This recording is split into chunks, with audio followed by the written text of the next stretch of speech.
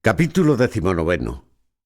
De las discretas razones que Sancho pasaba con su amo, y de la aventura que le sucedió con un cuerpo muerto, con otros acontecimientos famosos.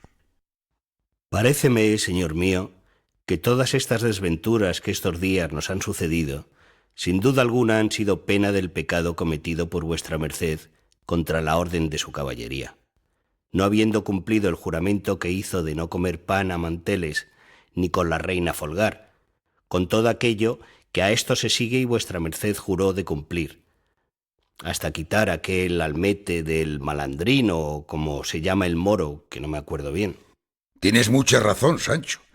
Mas para decirte verdad, ello se me había pasado de la memoria, y también puedes tener por cierto que por la culpa de no habérmelo tú acordado en tiempo, te sucedió aquello de la manta.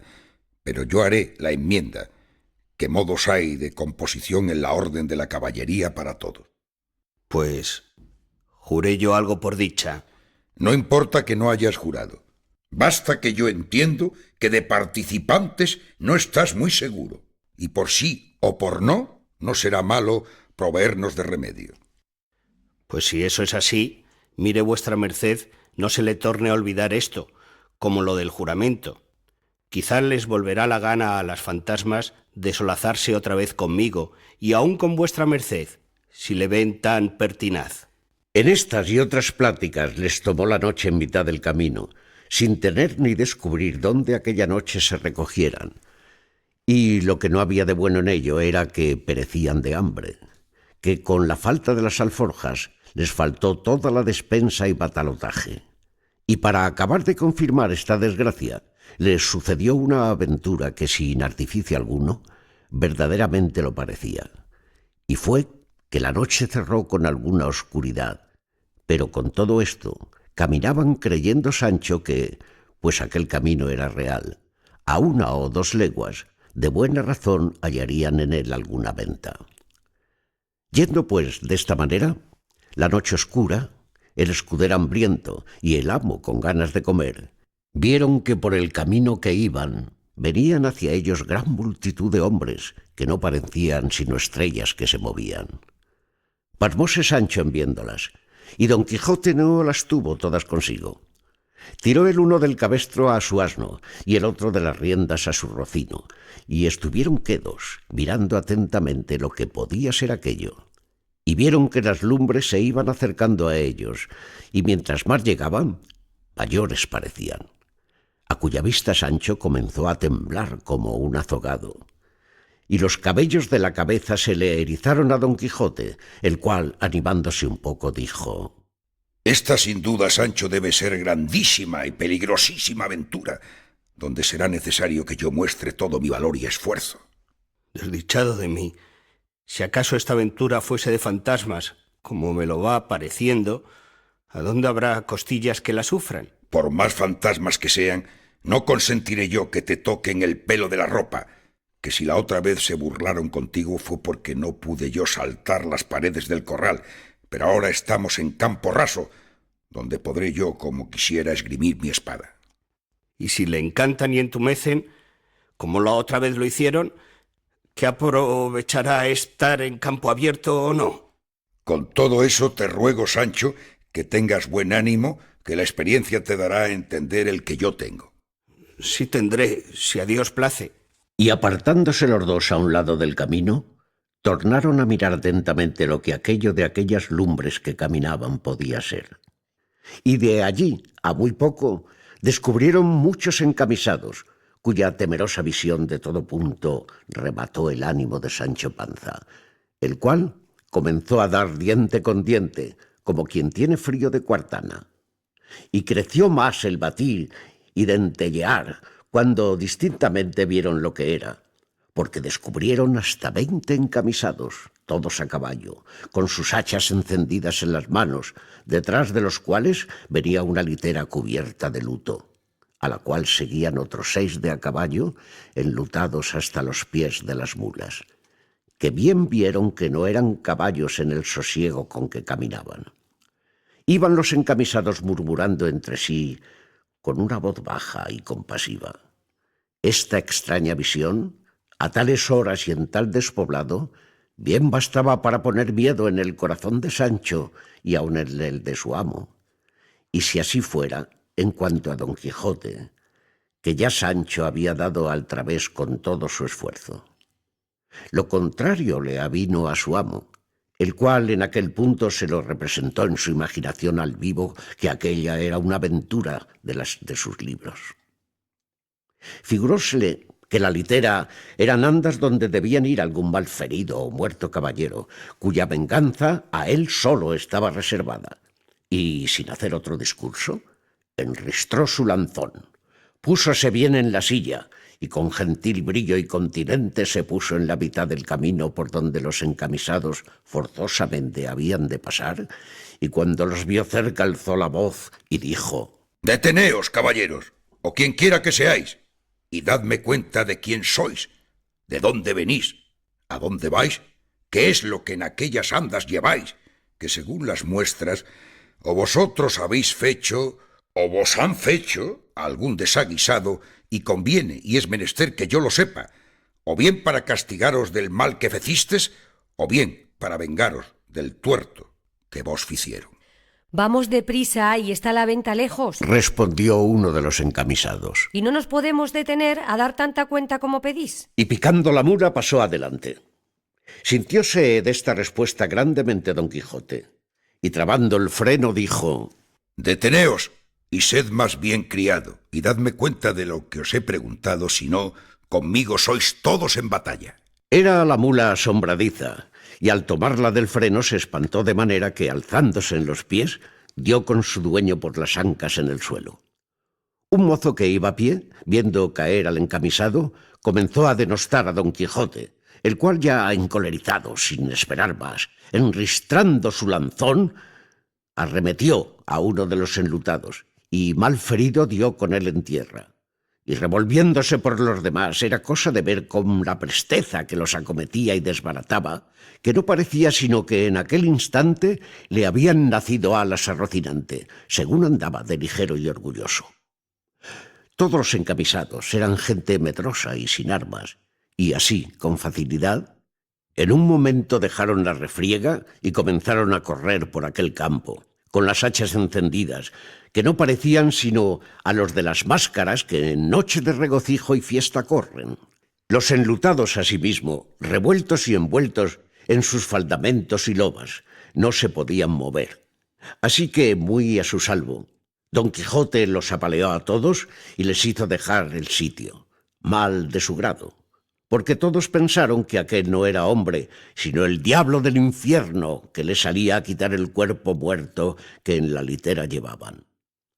Todo lo miraba Sancho, admirado del ardimiento de su señor, y decía entre sí: «Sin duda este mi amo es tan valiente y esforzado como él dice». Estaba una hacha ardiendo en el suelo, junto al primero que derribó la mula, a cuya luz le pudo ver Don Quijote, y llegándose a él le puso la punta del lanzón en el rostro, diciéndole que se rindiese, que si no, que le mataría. A lo cual respondió el caído: «Harto rendido estoy, pues no me puedo mover, que tengo una pierna quebrada. Suplico a vuestra merced, si es caballero cristiano, que no me mate, que cometerá un gran sacrilegio, que soy licenciado y tengo las primeras órdenes». «Pues ¿quién diablos os ha traído aquí, siendo hombre de iglesia?» «¿Quién, señor?», replicó el caído. «Mi desventura». «Pues otra mayor os amenaza, si no me satisfacéis a todo cuanto primero os pregunté». «Con facilidad será vuestra merced satisfecho», respondió el licenciado. «y así sabrá vuestra merced que aunque denantes dije que yo era licenciado, no soy sino bachiller, y llámome Alonso López. Soy natural de Alcobendas, vengo de la ciudad de Baeza, con otros 11 sacerdotes, que son los que huyeron con las hachas. Vamos a la ciudad de Segovia acompañando un cuerpo muerto, que va en aquella litera, que es de un caballero que murió en Baeza, donde fue depositado, y ahora, como digo, llevábamos sus huesos a su sepultura, que está en Segovia, de donde es natural». «¿Y quién le mató?» «Dios, por medio de unas calenturas pestilentes que le dieron», respondió el bachiller. «De esa suerte, quitádome a nuestro señor del trabajo que había de tomar en vengar su muerte, si otro alguno le hubiera muerto.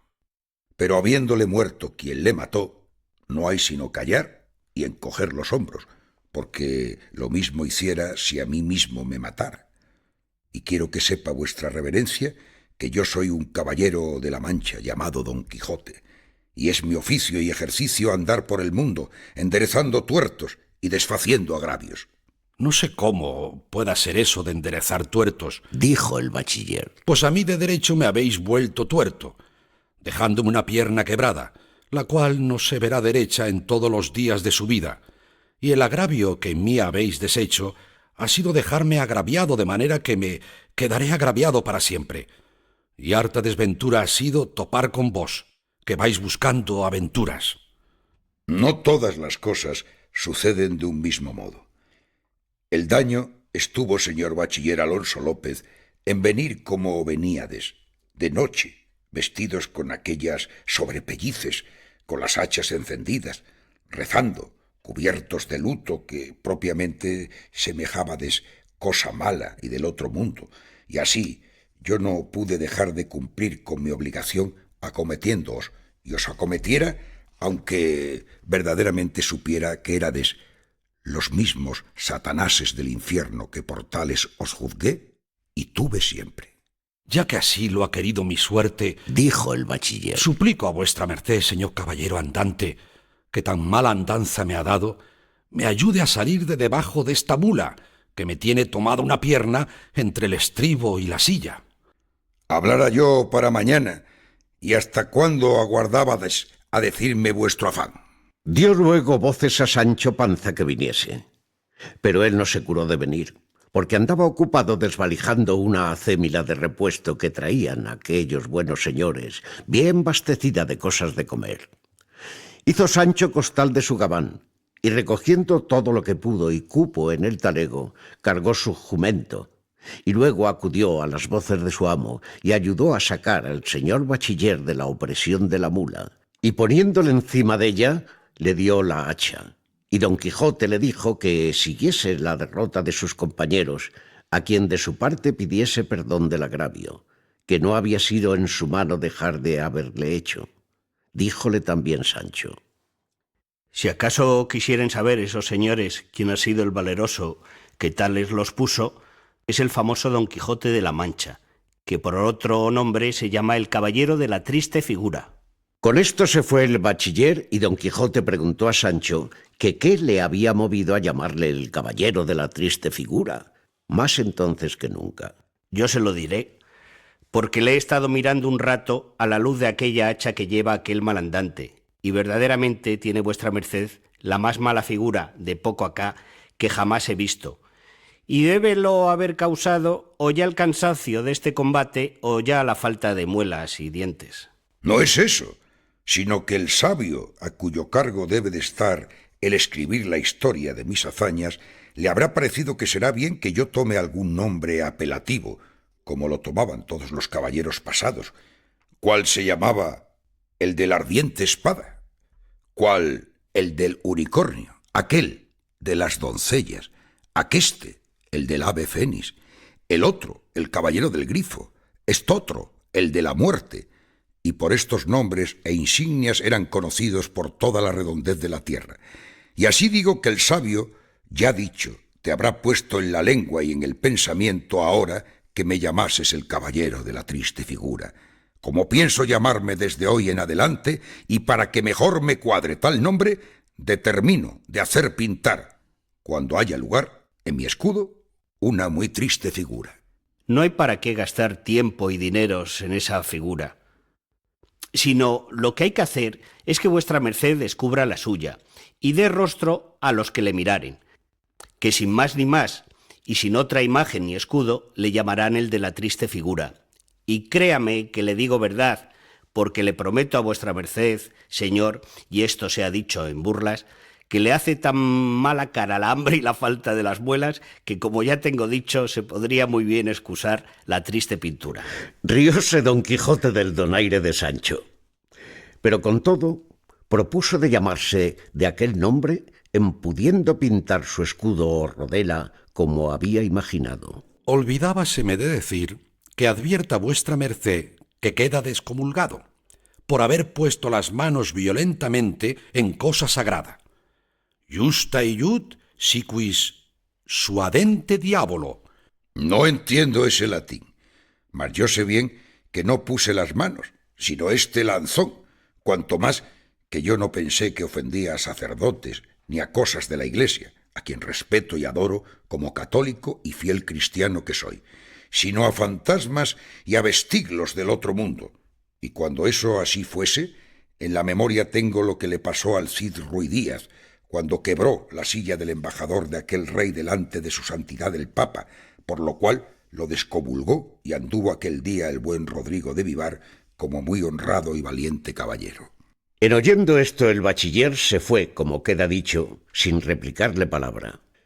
Quisiera don Quijote mirar si el cuerpo que venía en la litera eran huesos o no, pero no lo consintió Sancho diciéndole: Señor, vuestra merced ha acabado esta peligrosa aventura lo más a su salvo de todas las que yo he visto. Esta gente, aunque vencida y desbaratada, podría ser que cayese la cuenta de que los venció solo una persona.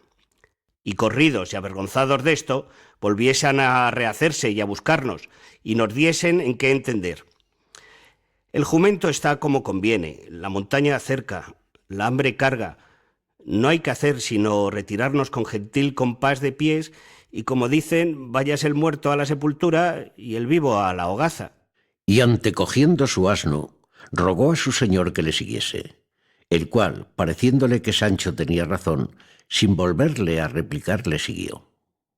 Y a poco trecho que caminaban por entre dos montañuelas, se hallaron en un espacioso y escondido valle, donde se apearon, y Sancho alivió el jumento, y tendidos sobre la verde hierba, con la salsa de su hambre, almorzaron, comieron, merendaron y cenaron a un mismo punto, satisfaciendo sus estómagos con más de una fiambrera que los señores clérigos del difunto, que pocas veces se dejan mal pasar, en la cémila de su repuesto traían.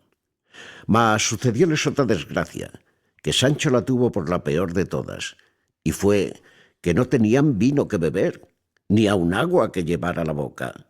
Y acosados de la sed, dijo Sancho, viendo que el prado donde estaban estaba colmado de verde y menuda hierba, lo que se dirá en el siguiente capítulo.